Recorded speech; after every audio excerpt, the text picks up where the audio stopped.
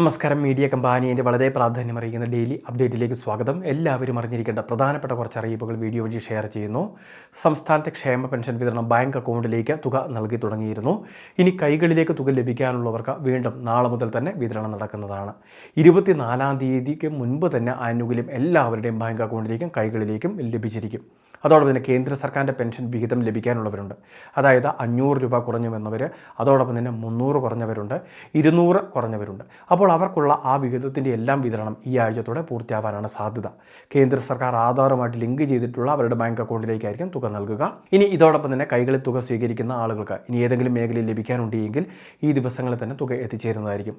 അതോടൊപ്പം തന്നെ കൃത്യമായിട്ട് നമുക്ക് വിതരണം ചെയ്യുന്ന സ്ഥാപനത്തിലെ ബന്ധപ്പെട്ട അധികാരികളുടെ ഫോൺ നമ്പറൊക്കെ ഒന്ന് വാങ്ങി ഫോണിൽ സേവ് ചെയ്യുന്നത് നല്ലതാണ്. എല്ലാ മാസങ്ങളിലും വിതരണമൊക്കെ നടക്കുന്ന സമയത്ത് നമ്മുടെ പ്രദേശത്തേക്ക് എത്താൻ താമസമുണ്ടെങ്കിൽ അതിൻ്റെ കാരണങ്ങൾ അന്വേഷിക്കുന്നതിന്, മറ്റു കാര്യങ്ങൾ വിളിച്ചന്വേഷിക്കുന്നതിനൊക്കെ ആ നമ്പർ ഉപകരിക്കുകയും ചെയ്യുന്നതായിരിക്കും. രണ്ടാമത്തെ മറ്റൊരു പ്രധാനപ്പെട്ട അറിയിപ്പ്, സംസ്ഥാനത്ത് യുവജനങ്ങൾക്കും അതോടൊപ്പം തന്നെ വീട്ടമ്മമാർക്കും വേണ്ടി 1000 രൂപ വീതം പ്രതിമാസം നൽകുന്ന പദ്ധതികൾ പ്രഖ്യാപിച്ചിരുന്നു. വീട്ടമ്മ പെൻഷൻ പദ്ധതി, പ്രജ്വല കണക്റ്റീവ് വർക്ക് സ്കോളർഷിപ്പ് പദ്ധതി. അപ്പോൾ ഇതിൻ്റെ എല്ലാം അപേക്ഷകൾ വളരെ വൈകാതെ സംസ്ഥാനത്ത് ആരംഭിക്കുകയാണ്. തിരഞ്ഞെടുപ്പ് പെരുമാറ്റച്ചട്ടമെല്ലാം അവസാനിച്ചതുകൊണ്ട് തന്നെ വളരെ വൈകാതെ ഇതിൻ്റെ രജിസ്ട്രേഷൻ ആരംഭിക്കും.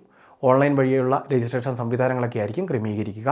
ഇതിനെ സംബന്ധിച്ച് ഇന്ന് വിശദമായിട്ടൊരു വീഡിയോ നമ്മുടെ ചാനലിൽ ചെയ്തിട്ടുണ്ട്. അപ്പോൾ ഇതിനാവശ്യമായിട്ടുള്ള രേഖകളെല്ലാം ആദ്യം തന്നെ സംഘടിപ്പിച്ചേക്കുക. ആദ്യം അപേക്ഷ വയ്ക്കുന്നവർക്കൊക്കെ മുൻഗണന കൂടി നൽകുന്നുണ്ട്.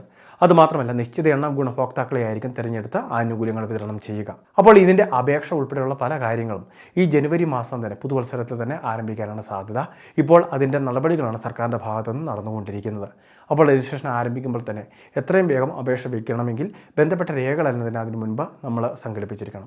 വരുമാന സർട്ടിഫിക്കറ്റുകൾ, റേഷൻ കാർഡ് പകർപ്പുകൾ, അതോടൊപ്പം തന്നെ മറ്റ് സാക്ഷ്യപത്രങ്ങൾ, അങ്ങനെയുള്ള കാര്യങ്ങളെല്ലാം തയ്യാറാക്കി വെക്കുന്നതിന് വേണ്ടി ശ്രദ്ധിക്കേണ്ടതാണ്. മൂന്നാമത്തെ മറ്റൊരു പ്രധാനപ്പെട്ട അറിയിപ്പ്, സംസ്ഥാനത്തെ വിവിധ സ്കോളർഷിപ്പ് ആനുകൂല്യങ്ങളുടെ ലിസ്റ്റുകൾ വളരെ വൈകാതെ പ്രസിദ്ധീകരിച്ചു തുടങ്ങും. നിലവിൽ വിവിധ സ്കോളർഷിപ്പ് പദ്ധതി 2025-26 അക്കാദമിക വർഷത്തെ അവസാനിക്കാറായിട്ടുണ്ട്.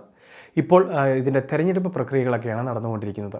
അതുകൊണ്ട് തന്നെ നമ്മളുടെ മൊബൈൽ നമ്പറൊക്കെ ആക്റ്റീവാക്കി വെക്കുന്നതിന്, ബാങ്ക് അക്കൗണ്ട് നിലവിൽ മരവിച്ച അവസ്ഥയിലൊക്കെയാണ് എങ്കിൽ, അതായത് നിലവിൽ സ്കോളർഷിപ്പിന് വേണ്ടി മാത്രമൊക്കെ എടുക്കുന്ന അക്കൗണ്ടാണ് എങ്കിൽ പണമിടപാടുകൾ നടക്കാത്തത് മൂലം അത് ഫ്രീസ് ആയിട്ട് സാഹചര്യമുണ്ടാകും. അങ്ങനെ മരവിച്ച അക്കൗണ്ടുകളെല്ലാം വീണ്ടും KYC രേഖകൾ സമർപ്പിച്ച് പുതുക്കിയെടുക്കുന്നതിന് വേണ്ടി, ആക്റ്റീവാക്കി വെക്കുന്നതിന് വേണ്ടി ശ്രദ്ധിക്കേണ്ടതാണ്.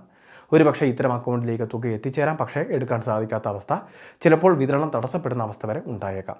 അതുകൊണ്ട് തന്നെ ആധാർ പുതുക്കൽ, അതോടൊപ്പം തന്നെ ബാങ്ക് അക്കൗണ്ട് ആക്റ്റീവാക്കൽ പോലുള്ള കാര്യങ്ങൾ ഈ സമയത്ത് വിദ്യാർത്ഥികളും രക്ഷിതാക്കളും പ്രത്യേകം ചെയ്യേണ്ടതാണ്. ഏറ്റവും അവസാനത്തെ പ്രധാന അറിയിപ്പ്, സംസ്ഥാനത്തെ വിവിധ ആനുകൂല്യങ്ങൾക്ക്, അതായത് കേന്ദ്ര സർക്കാരിൻ്റെയും സംസ്ഥാന സർക്കാരിൻ്റെയും ആനുകൂല്യങ്ങൾക്ക് ഇപ്പോൾ വിവിധ മേഖലകളിൽ OTP അധിഷ്ഠിത വേരിഫിക്കേഷൻ, അതോടൊപ്പം തന്നെ KYC സംവിധാനങ്ങൾ കൊണ്ടുവന്നിട്ടുണ്ട്.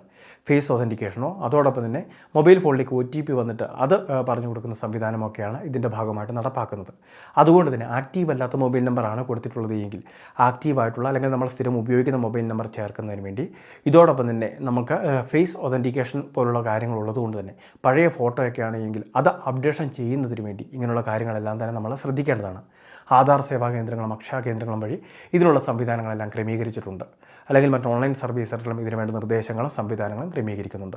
അപ്പോൾ തീർച്ചയായിട്ടും കാര്യങ്ങൾ അന്വേഷിച്ച് മനസ്സിലാക്കുക. അതിനുശേഷം ഫേസ് ഒതൻറ്റിക്കേഷൻ, അതായത് നമ്മുടെ ബയോമെട്രിക് അപ്ഡേഷൻ വേണമെങ്കിൽ അങ്ങനെയുള്ള കാര്യങ്ങൾ, അതോടൊപ്പം തന്നെ ഫോട്ടോ ചേർക്കൽ പോലുള്ള കാര്യങ്ങൾ, ഫോട്ടോ അപ്ഡേഷൻ പോലുള്ള കാര്യങ്ങൾ, മൊബൈൽ നമ്പർ ചേർക്കൽ പോലുള്ള കാര്യങ്ങൾ, ഇതെല്ലാം തന്നെ ചെയ്യേണ്ടതാണ്. വളരെ പ്രധാനപ്പെട്ട കുറച്ച് ഇൻഫർമേഷനാണ് ഷെയർ ചെയ്തത്. ഇതുപോലുള്ള അറിയിപ്പുകൾക്ക് ചാനൽ സബ്സ്ക്രൈബ് ചെയ്യുക, ഫോളോ ചെയ്യുക.